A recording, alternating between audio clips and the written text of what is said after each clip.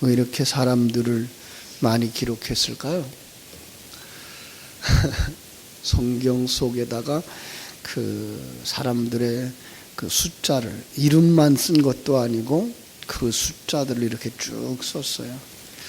그 하나님이 고레스라고 하는 한 사람, 이방의 왕을 도구로 사용하셔서 포로 중에 있는 유대인들을, 하나님의 백성들을 해방시키는 모습을 우리가 1장에서 보았죠. 1장에서 그 모습을 보고 이제 2장에 보면은 왕의 명령을 따라서 이스라엘 땅 고향으로 돌아가는 백성들의 명단을 기록하고 있어요. 그 명단의 그 대략을 이렇게 구분해 보면은요, 1절부터 35절까지가 그 지도자들과 일반 백성의 명단이 나와 있고요. 36절부터 42절까지 제사장과 그 레위 사람들의 명단이 나와 있어요. 그리고 43절부터 느디님 사람과 솔로몬의 신복이 나와 있고요. 59절부터 이제 계보가 분명하지 아니한 사람들의 명단이 나와 있어요. 그러면서 이제 마지막 64절부터 이제 70절까지의 내용 속에서는 뭘 얘기하는가 하면 총 합계가 이제 42,360명이라고 하는 이야기와 함께 그들이 드린, 하나님 앞에 드린 물질들이 이렇게 쭉 기록되어 있는 것을 볼 수가 있습니다. 자, 오늘은 우리가 1절부터 35절까지의 말씀을 읽었어요. 지도자들과 함께 했던 일반 백성들의 명단이에요. 자, 하나님이 그 1장에서 우리가 본 것처럼 고레스가 명령을 내리죠. 그런데 그 명령을 아마도 명령보다는 허락으로 봐야 되지 않겠나라는 생각을 하게 되죠.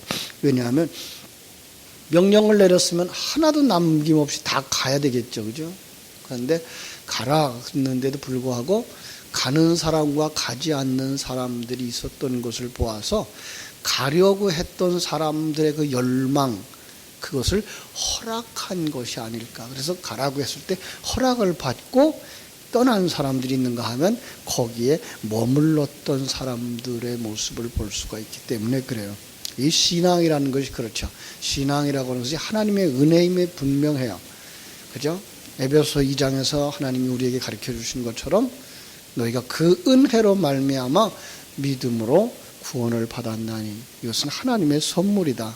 누구도 자랑치 못한다 라고 말하지만 또 다른 곳에서 보면 영접하는 자, 곧 그 이름을 믿는 자들에게 하나님의 자녀가 권세를 주셨다라고 말하고 주 예수를 믿으라 그리하면 너와 네 집이 구원을 얻으리라 라고 해서 하나님의 은혜로 되어지는 일이지만 꼭 거기엔 또 내가 결정해야 되는 부분들이 있고, 그죠? 본인의 결단이 필요한 것을 알 수가 있습니다. 그 본인의 결단을 할 때에는 사람들이 다 이제 계산을 하겠죠. 이것이 이로울까 저것이 이로울까. 근데 하나님의 백성들이 가지는 그 결단 속에는 보이는 것만 가지고 계산하는 것이 아니죠. 보이는 것만 가지고 계산한다 그러면요, 누가 바벨론에서 그 가나안 땅으로 가겠어요? 누가 예루살렘으로 가겠어요? 그들은 지금 거기에 정착이 됐다고요. 이미 70년의 세월, 아버지 때부터 어떤 사람은 이렇게 대를 이어서, 어떤 사람은 할아버지, 아버지, 그리고 자신의 대를 이어서 그 땅에 정착을 했던 거죠. 정착하고 이제 이웃과도 하나의 이제 울타리를 만들어 가면서 때로는 거기 사람들과 함께 통혼을 하고 거기에 정착을 했을 것이기 때문에 그것을 떠난다고 하는 건 굉장히 큰 손해를 감수해야만 했던 것이죠. 누가 손해를 감수하고 고향으로 돌아가겠어요? 고향 땅은 아직도 폐허가 되어진 그러한 황폐되어진 곳인데, 그래서 여기 돌아가는 사람들의 모습을 보면은 그 보이는, 세상에 보이는 어떤 것들보다 더 놀라운 어떤 것을 보았기 때문에, 그게 바로 성도들이죠. 성도들이란 이 세상에 어떤 것을 얻어서 이 세상에 어떤 것을 갖기 위해서만이 아니라 그걸 손해를 보고라도 하나님과 함께 동행하며 하나님의 나라에 들어가겠다고 하는 그 큰 꿈이 더 확실해질 때 떠날 수 있는 거죠. 그런데 이 떠나는 것들을 성경 곳곳에서 그것이 바로 세상으로부터 나오는 그림으로 그려요. 하나님께서 아브라함을 부르실 때도 본토 친척 아비집을 떠나라 그러죠. 얼마나 힘들었겠어요. 대대로 가업을 이어오던 그 가업도 버려야 되고 형제 관계를 가지고 살았던 그 동네도 떠나야 되고, 그죠? 또 떠나면 고향이 아니고 내가 살던 동네가 아닌 다른 지역으로 간다 그러면 다른 사람들의 공격을 받을 수도 있는 이런 위협도 있는 이런 위험한 상황인데 불구하고 정착해 있던 그 자리를 떠나는, 그걸 갖다가 이제 애굽에서부터 떠나고는 그림도 그리고 지금 바벨론에서부터 떠나는 그림을 그려주고 있는 거예요. 여기에는 물질적인 희생과, 그죠?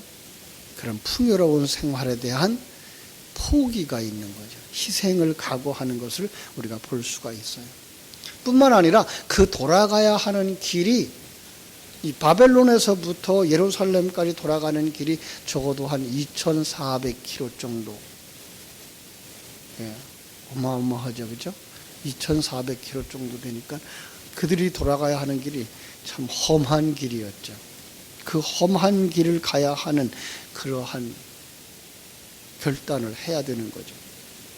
돌아가면은요, 완전 폐허가 되어진 성전을 재건해야 되고, 또 바벨론이 파괴한 그 성곽도 다시 건축을 해야 되는, 뿐만 아니라 자기들이 사는 집도 다시 지어야 하고, 거기서 농사하는 모든 것들도 다시 이제 시작을 해야 되는 이런 고단한 일들의 시작인 것을 우리가 알 수 있습니다. 그럼에도 불구하고 하나님이 계신 곳이기 때문에 가는 곳, 하나님이 허락한 곳이기에 가는 곳, 이것이 바로 신앙입니다. 그렇습니다. 오늘 신앙생활이라고 하는 건 많은 사람들의 생각처럼 그저 예수만 믿기만 하면 모든 게 다 잘 되고, 모든 걸 많이 얻을 수 있는 그런 것이 아니라는 사실을 성경 속에서 이렇게 가르쳐주고 있는 거예요. 아브라함이 아버지가 살고 할아버지가 살던 그 고향을 떠났을 때에 나그네 길 걸어가면서 고난을 당했던 모습과 같고, 출애굽한 이스라엘 백성들이 그 삼각주의 기름진 땅, 농사하면 아주 농사가 잘 되고 남보다 수고하면 수고한 것만큼 거두었던 그 자리를 떠날 수 있었던 것, 은혜죠.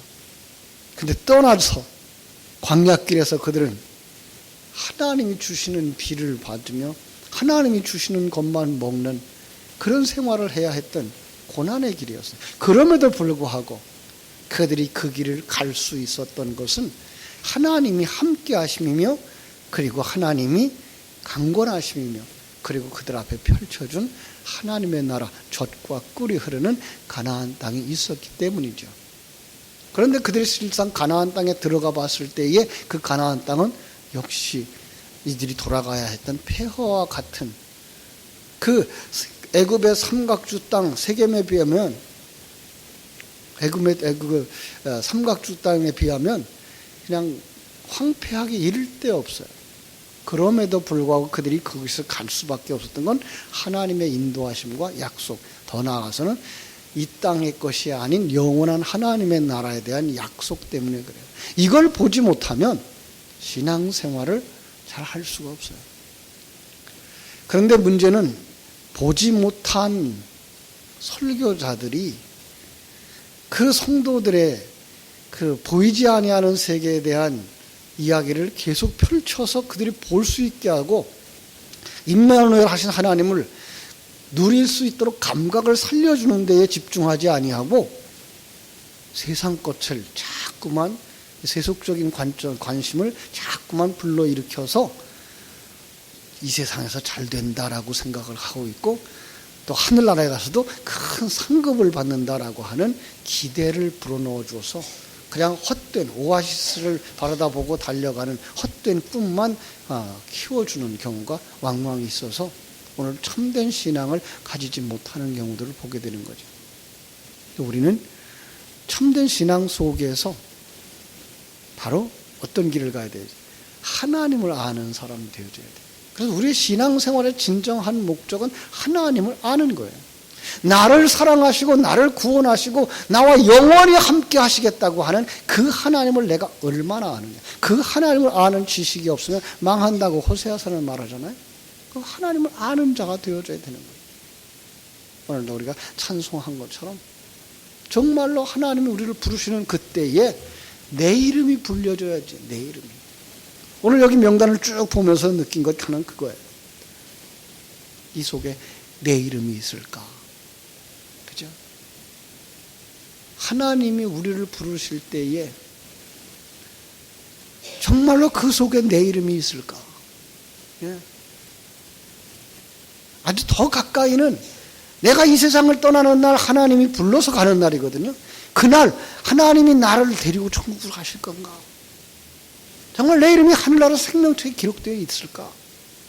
거기에 낙오된다 그러면 영원히 낙오되는 거예요. 영원히 지옥에 가는 거예요. 두 번의 기회도 없는 신앙생활의 기회.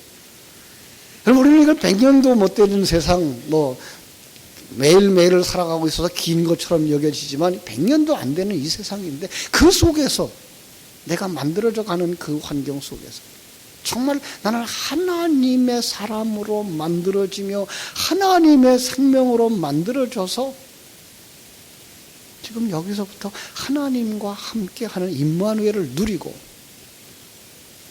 그 하나님이 주시는 것이 크고 놀라운 은혜인 줄을 깨달아 알고 그 하나님과 함께 기뻐하는 삶을 살아서 초가집에 살든지 궁궐에 살든지 하나님이 허락하신 그 환경 속에서 증인의 삶을 살아가며 축복의 통로가 되어진 삶을 살아갈 수 있는가? 그죠? 사랑하는 여러분, 우리 하나님께서 정말로 자기 백성들을 부르시는 그날에 여러분들의 이름이 불려지기를 주님의 이름으로 축원합니다. 정말 이 시간도 우리가 살아가는 이 금년에도 오늘 하루에도 하나님이 나와 함께 하고 있음을 아는 사람들, 그게 누려지는 사람들. 그래서 하나님이 이 환경을 내게 주셨다고 하는 것, 하나님이 이 기회를 내게 주셨다고 하는 것, 거기서 최선의 삶을 살아 하나님의 영광을 드러내며 하나님의 사람으로 완성되어져 하나님을 영화롭게 하고 그리고 하나님의 백성다운 삶을 누리는 여러분 되시기를 주님의 이름으로 축원합니다. 기도하겠습니다. 하나님 우리 아버지, 크신 은혜와 사랑을 감사하고 감사합니다.